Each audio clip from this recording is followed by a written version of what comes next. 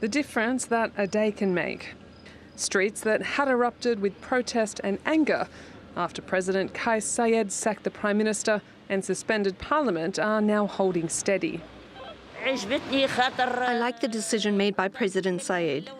We have been silent for 10 years. It has been 10 years of us living below zero. People are now sick and they can't treat themselves. The President is planning to keep the calm. After assuming executive power, he imposed a nightly curfew for the next month. He warned violent protests would be met with force and banned public gatherings of more than 3 people.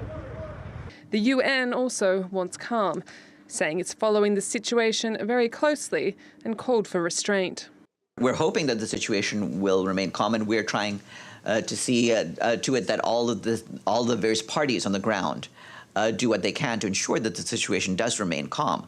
Obviously, as you just noted yourself, the region is a very volatile one, and it's certainly a region that cannot bear to have more unrest than it has presently had. One of the key complaints of protesters is the government's failed pandemic response, which has caused the health system to collapse.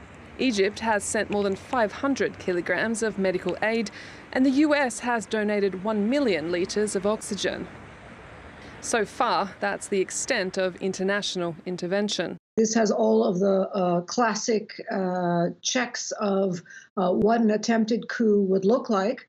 But we have yet to see how this will unfold and whether it will solidify into a permanent coup. It certainly looks that way, given the very tepid response of the international community, which is certainly not strongly condemning the president's moves as they should be.